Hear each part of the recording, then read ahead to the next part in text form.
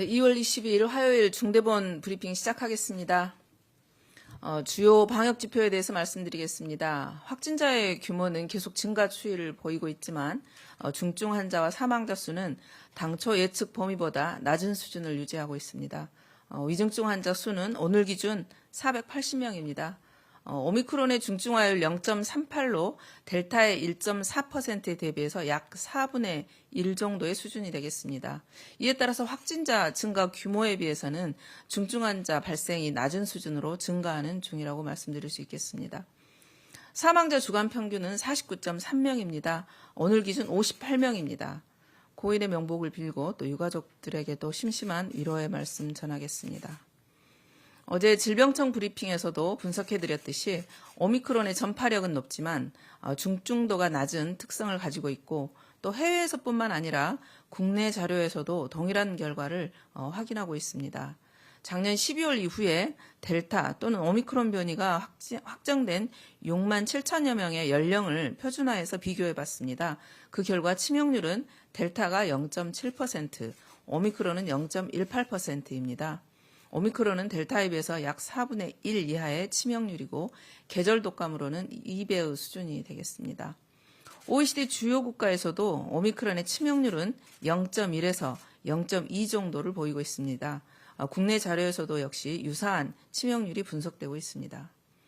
델타와 비교하지 않은 시점상 치명률의 경우 1월 23일부터 1월 29일까지 봤을 때 일주간 치명률은 0.13입니다.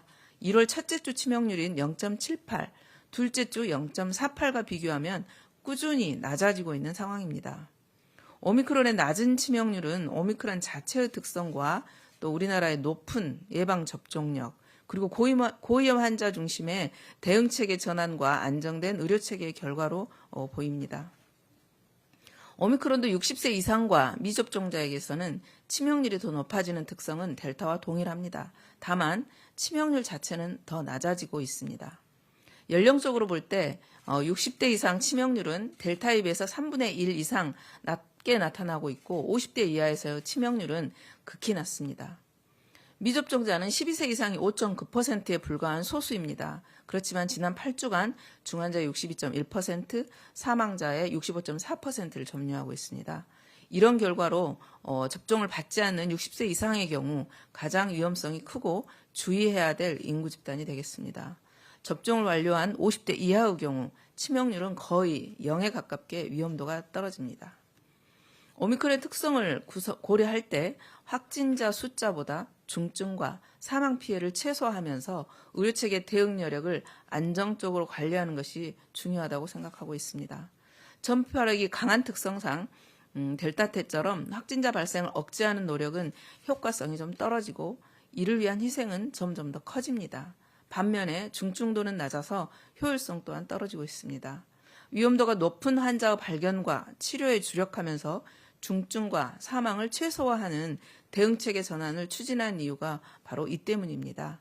그 이외의 환자들은 일상적인 의료체계가 담당을 하고 추가 확산을 적절하게 차단하고 조기에 사회에 복귀하는 체계로 이행하고 있는 것이 주요 방향입니다.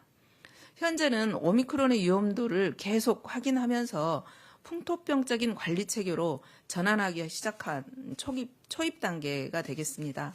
앞으로도 계속 낮은 치명률을 유지하고 유행을 안정적으로 관리할 수 있다면 최종적으로는 오미크론도 다른 감염병과 같은 관리체계로 이행할 수 있을 것입니다. 아직은 갈 길이 멀지만 출구를 찾는 초입에 들어선 셈이 되겠습니다. 의료체계는 안정적인 상황을 유지하고 있습니다.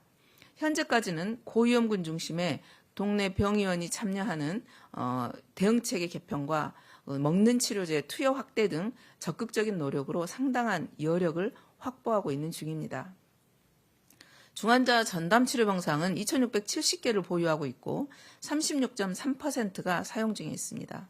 준중환자 병상은 3,130개를 보유하고 있고 58.8% 사용 중에 있습니다. 중등도 환자를 위한 감염병 전담 병상은 2만 개 이상을 보유하고 있습니다. 현재 46.2%가 가동되고 있습니다. 입원 치료를 필요로 하는 환자는 하루 이내에 입원이 이루어지고 있고 입원 대기 환자는 없습니다. 동네 병의원을 중심으로 진단검사도 원활하게 실시되고 있습니다.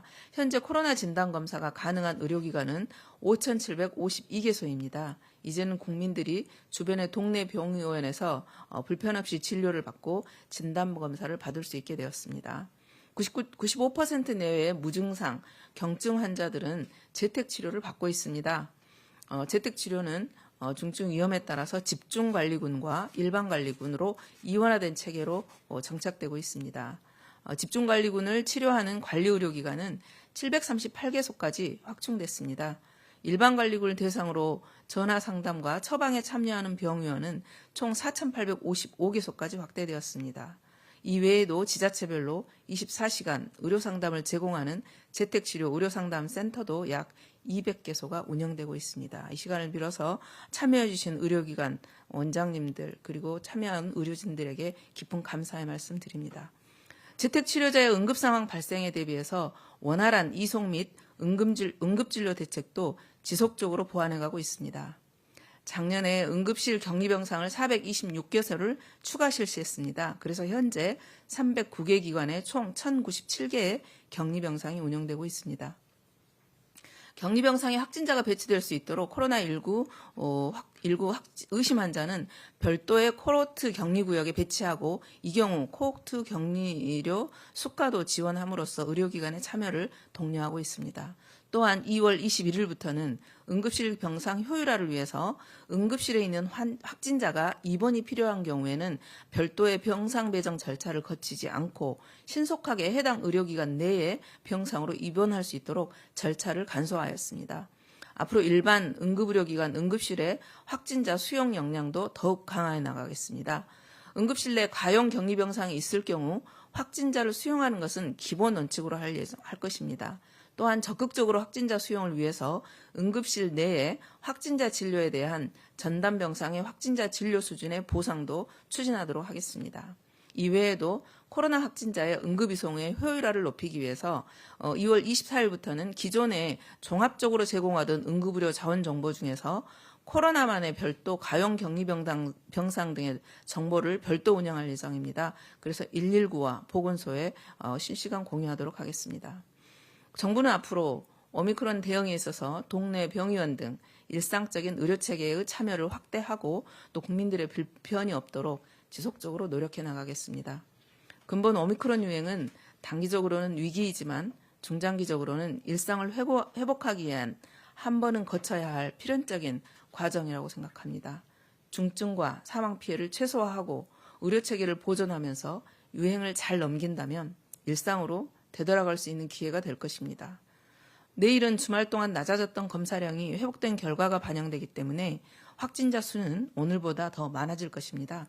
그러나 확진자 수 증가에 너무 불안해하지 마시고 중증과 사망 피해를 줄이기 위해 함께 노력해 주시기를 당부드리겠습니다. 중증, 사망 위험이 월등히 높은 미접종자와 60세 이상의 고령층의 감염을 최소화하는 데 오미크론의 대응에 성패가 달려 있습니다. 예방접종은 오미크론에 대해서도 여전히 효과적입니다. 감염도 줄이고 중증과 사망을 막습니다. 미접종자와 60세 이상 고령층 분들께서는 반드시 접종에 참여해 주시기를 다시 한번 당부드립니다. 일상생활에서 각자 방역수칙을 잘 준수해 주시기 바랍니다. 특히 미접종자와 고령층은 더욱더 주의해 주실 것을 당부드립니다. KF94 마스크를 착용해 주시고 손 씻기, 환기 등을 유념해 주십시오. 정부도 모든 총력을 다해 새로운 방역과 의료체계가 안착하여 중증과 사망 피해를 최소화하고 국민들의 일상 회복이 다시 나아갈 수 있도록 최선을 다하겠습니다.